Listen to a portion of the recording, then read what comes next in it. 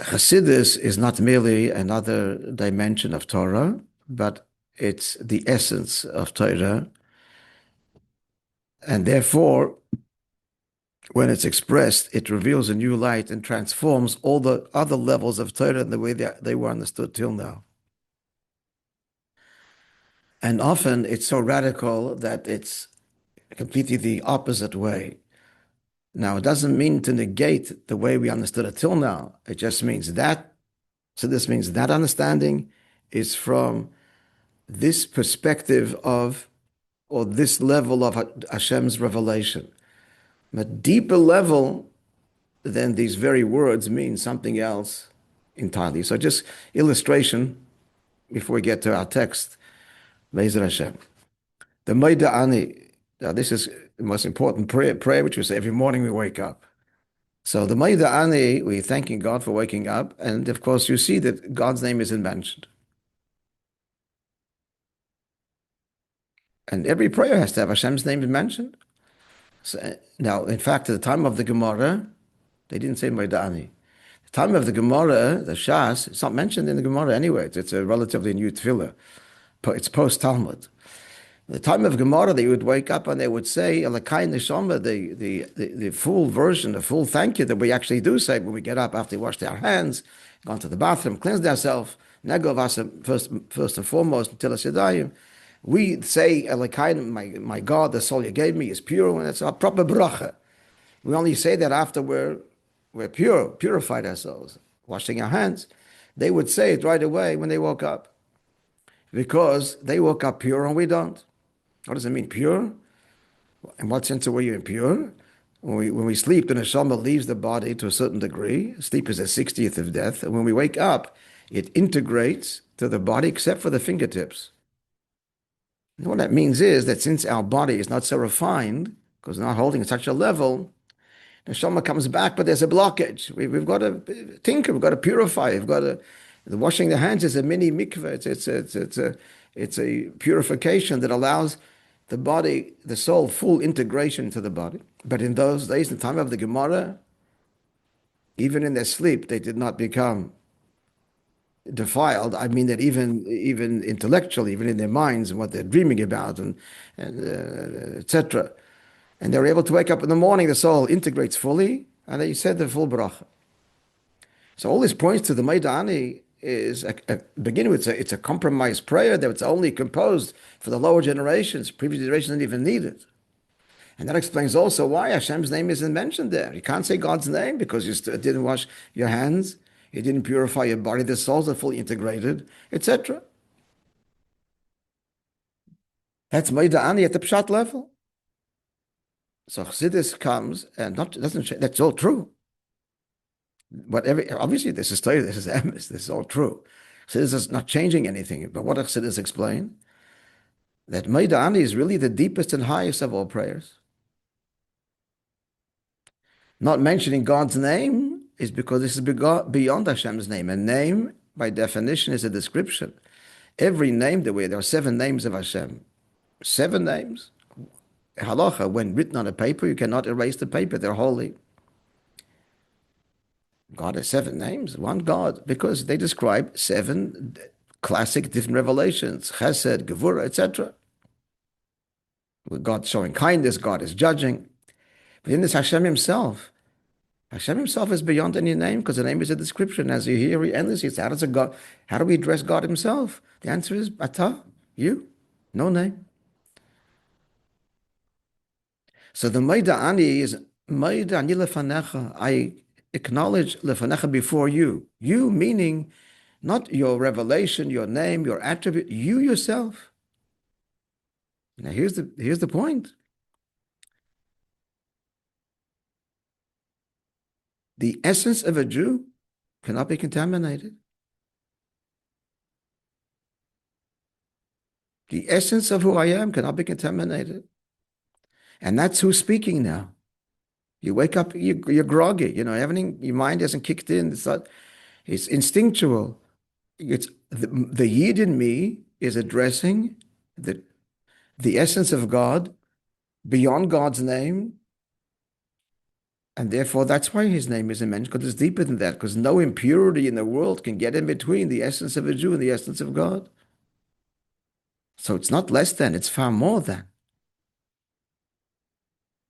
On an external level, there are impurities. So that's the simple meaning from Maidane. And you got to wash your hands and it's compromised. So that Chassidus is not negating that's true, but that's true only on the external level of consciousness.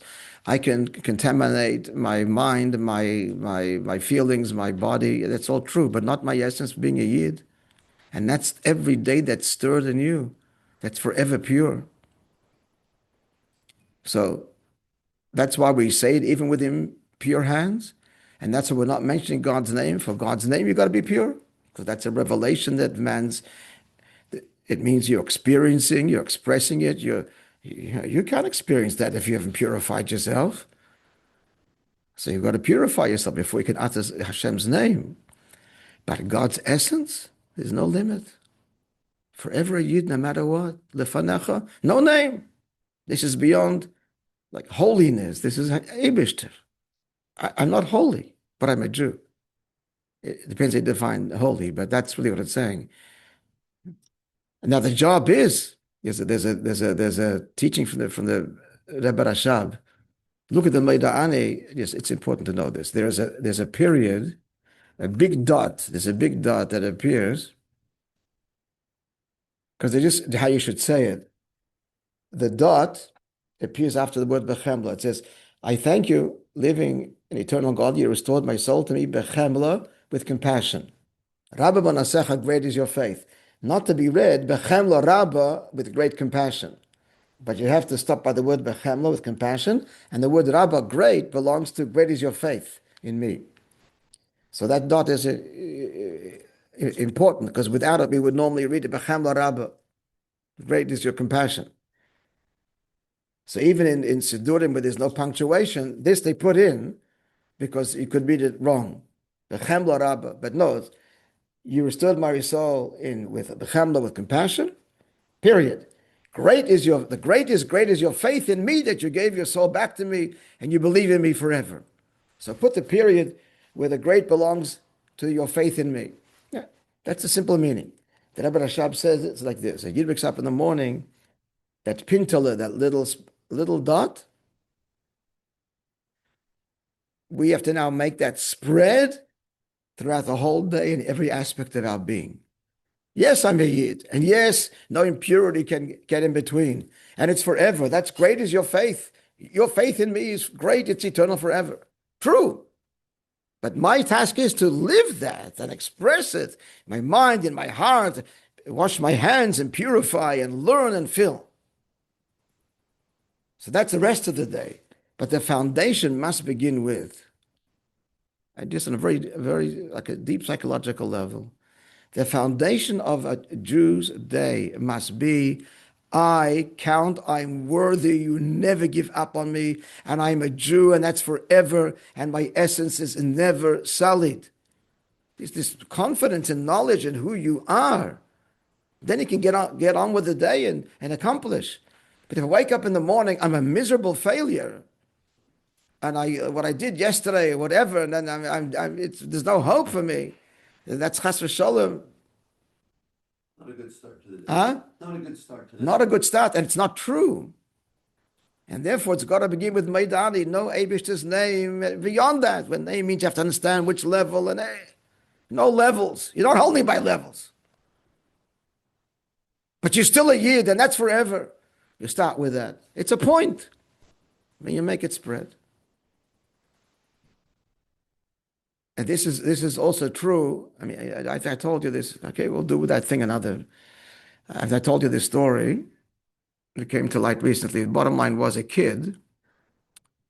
This is in Crown Heights in the 60s. So this kid, I don't know if it was a boy or a girl, I don't remember, used to deliver the groceries to the Rebbe's house. And he or she became friendly with the Rebbetzin. She used to always tip. Anybody that came, especially a child, got a candy and a tip. So once I don't remember the discussion, but the end was the child asked, could you ask your husband, what's his favorite prayer? There was a bit of a discussion before that between the Rebbetzin and the child. So she said, I'll ask him. So the next day, or next time she delivered, she said, my husband said, that not to tell you, this is his Baida Ani. Why? Why Baida Ani? Because that's what the Rebbe is all about, that every Jew should know and stir that essence, and it's forever within everybody. This is what our children need to hear. Our fellow Jew, when we look at him, they have to see that we look at the Maida Ani in the Jew. We see that you're the Yid like I am, and our children particularly can always have to feel that this essential value that they are Jewish, and therefore we can always do it. It's never too late, and we're always infinitely valuable. We're needed by Hashem Himself. You're reminding me of was it Rabbi Mendel Futterfass on the train? When he what? Yeah, Mendel Futterfass. When one person tried to put tefillin, and the guy said no, and then he went. Yeah. Because it was the essence. Yeah. He touched his soul. He's like, "You're a Jew. Put on." Sure. The other guy was saying, "Put on and be Jewish." I am. Like he was insulted. There's another story with like Maida Ani. It's Y.Y. Jacobson and the Simmer Jacobson. So their father, Gershon Jacobson, was the editor. He was a colorful figure. Was the owner and editor of the Allgemeine Journal, which was a Jewish newspaper, and eventually became one of the most popular. He was a journalist, and then he relates. He was in Yechidus once, the last one that night. It wasn't night; it was already morning. Yechidus finished, whatever it was, 7:00 in the morning. He was the last one to go in. And so when the Yechidus was over, I told the story. He relates that Rebbe got up from his chair, went to the blind, and lifted it. A Nayatog, a new day. This is the same message. A new day, Maida Ani, a new opportunity. We start, if necessary, we hit the reset button. The good stuff remains, the negative stuff, reset, and we go further. This is actually very fascinating because in Chabad, if you ask generation number 6, 5, 4, 3, 2, 1, what's the most important part of the prayer of the day? They'll all tell you Krishma Shalamita. And Chassidim would spend hours how their day was and the tshuva and the Rebbe's shift of not negating that. That's important. But the shift of all true. But Maida Ani, after all is said and done, and that's what our generation needs, is you are a Yid. You are a Yid. And that's one of the reasons, which is maybe an intro into where we're going today. Okay, we'll start it today. We'll start our shir today, and we'll continue next week. This is what we're going to do. We're going to look at a commentary of Rashi. A commentary of Rashi. You're going to close the door there. Just go ahead. What you sent us? Huh? What you sent us? You sent. I said it, yeah. Don't look at it yet. Wait. So heads up. I have copies here too. So we're going to look at a commentary of Rashi. And it's about men, women, Yaakov, Eisav, and the contrast between the two. We're going to ask a couple of simple questions, like what's Rashi saying, etc., and then give an answer that's going to answer Rashi at the pshat level. Now we understand what he's saying. The explanation we're going to be left with is classic Judaism perspective until Chassidus, until recently, which is that Judaism, the emphasis is on the male, on the guy. The woman has the supportive role, right? He's the one that is obligated to learn Torah in a different way that she has to learn Torah only, only learn that which she needs to know in order to do. But just Torah study per se, no. Not obligated. Tefillin, all the mitzvahs, So she's supportive. That's been the model from day one. Actually, not day one, but since the Torah was given. When Mashiach will come, the female transcends the male. We're going to explain why that is. It's all tied to our discussion we had now. And I said from the beginning, because the very beginning was taka like that. Because Avram and Sarah, every conflict they had, God says, listen to Sarah. He was subordinate to Sarah in her spirituality, in her feeling or what Hashem really wants. He wanted Yishmael to be his heir. She says, no, it's got to be Yitzchak. And he saved through her and his wealth, everything good that happens to him, he becomes a wealthy man, etc. It's all because of her. So the very beginning of our history, the woman, Avram and Sarah, she was the greater one. But then, throughout all history, the women kind of become secondary. But at the end, she's going to emerge as higher than the male. And they're going to explain this, why that is. But we're going to, as Hasidus explains that Rashi, where superficially secondary, we're going to see that the very same words are bringing out, indeed, that she's greater. Moreover, in that Rashi, where Eisav is clearly the bad guy, because that's how he has been all this time, re-examining that Rashi in the light of Hasidus, Eisav is actually higher than Yaakov, because his source is higher.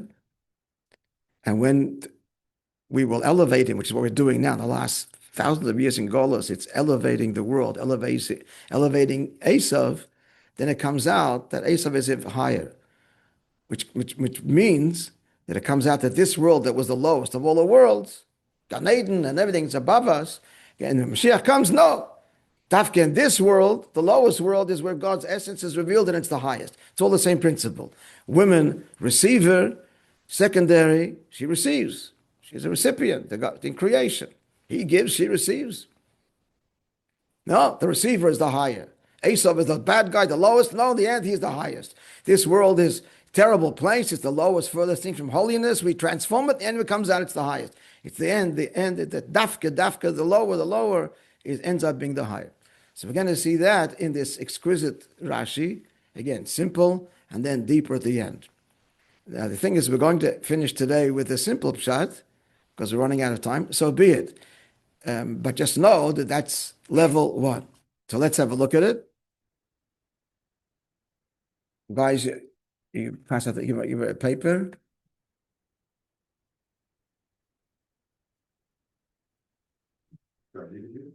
So we're just going to go the simple level now. It's a combination, as you'll see, of last week's parsha and this week. Okay, so we read last week, and Yaakov set out. Yaakov set out and put his sons and wives on the camels. He's leaving Lavan. So in bold, you can see who does he put first? Who is he addressing first? His sons, and then his wives. Clear? That's why it's in bold. Note the order. The whole discussion here is male, female, men, women. Rashi's commentary, I'll say the Hebrew and then translation, Hiktim zchorim lenekevos. Yaakov puts ahead the males before the females. But for Eisav, Hiktim nekevos zchorim. But Eisav puts females before males. Shenamar, as we learn later in this parsha, V'ikach Eisav es noshav es banav. Eisav took his wives and his sons. So who does he put first? His wives and then his sons. Now, before we get any analysis, Rashi is obviously pointing out, contrasting for the reader. For Yaakov, priority is the males and the females, but for Eisav, the priority is the females and the males. Stop. Our questions are as follows. Rashi is not telling us anything the reader doesn't see himself in the verse. If you would give an explanation and point out the virtue of Yaakov's attitude, no, I understand. He's just pointing out what the verse says. And as for what Eisav does, when we get to that in chapter 36, we'll see what Eisav did. And the reader himself, he's just saying what the Pesukim are saying. He's not giving an explanation. So why comment? The reader itself will see. Here, Yaakov puts the boys first, and then the women. And then they're going to read that's chapter 31. Then we're going to come to chapter 36 and read about Eisav. You see, Eisav does the opposite. we'll come to the same conclusion. If you would give an explanation, okay, but he doesn't. That's the first question. Second question is, before you read further, so the implication clearly is that we're critical of Eisav, we're contrasting the tzaddik Yaakov with the wicked guy Eisav. Yaakov puts sons before wives, not Eisav. Eisav, wives before children. But wait a minute. Quotes number 2, 3, and 4, 2 with Yaakov, 1 with Moshe Rabbeinu, puts women first, the wives first. In this week's parsha, when he's leaving, after his encounter with Eisav, he took his wives and his 2 maidens and his 11 children. Who's he putting first? Wives and then his sons. And then going back, even Parshat Vayetze, when Yaakov says to Lavan, I want to leave, he says, give me my wives and then children. And that's not enough. Quote number 4 from Parshat Shmos, when Moshe was in Midian, and then goes down to Egypt with a mission to save the Jews, the Torah says, Vayikach Moshe ishter es banav. He took his wives and his children. So wait a minute. So he's critical of Eisav. Yaakov himself did that. Moshe Rabbeinu did that. In fact, there's more verses that put the wife before the female before the males than the other way. There's only this one. So what's going on? We're completely mystified. So at the pshat level, the answer is this. It's brilliant. For sure, you put your wife first. That's where you should be. For your children, for their education. They should see that you respect your wife. I mean, and she comes before. And, you should know this. In a healthy marriage, the healthiest thing is that children should see that mommy or daddy, for mommy and daddy, come first. I mean, I see what's going on out there. You may know also, but husbands, they get married. There's love and there's passion. They're rapturous. 1 kid, 2 kids, 3 kids later. I see this all the time. For the wife, like the whole life is the kids, and they come before everything. And they're on a simple level. Their life as husband and wife is like almost non-existent. She's become a mother now, and that's a primary thing, and that's it. I don't know if you know this, but that's what's going on out there. It's a big intimacy crisis for couples. They're busy with life, and they're busy with the kids, and that's the worst thing. Husband and wife have to remain focused on husband and wife. The bedroom is holy of holies. Their kids don't wander in there. It's only a special occasion. Child isn't well, a baby, obviously. But otherwise, it's a room. The kids know that I'm going to the parents' bedroom. It's healthy, that respect, and that's the way the model should be. So of course, Yaakov is putting, and Moshe Rabbeinu in the presence of his children. Number 1 is his wife looks after her. But here, our verse, Vayetze 30, that's the exception. Why here's Yaakov putting the sons first? So note that Rashi. Note, I put it in bold. Look what go top of the page, 1. The pasuk says he put his sons, and Yaakov put his sons and wives on the camel. Children, wife. Rashi doesn't know about children and wife. He doesn't say sons and wife. He says male and female. He changes it. Okay, so we're running out of time. We're going to have to explain it next week. And we're still in the world at the simple level. And then we'll get to the deeper level. All right? But we have come an important lesson over here is already, before we went any further, most of the verses, 3 out of 4 about who comes first. 3 out of 4, the wife. That's how it has to be. This is the exception. You have to understand why here. And that Rashi tells us at a simple level, and then we'll explain that at the Chassidus level. Okay? Go ahead.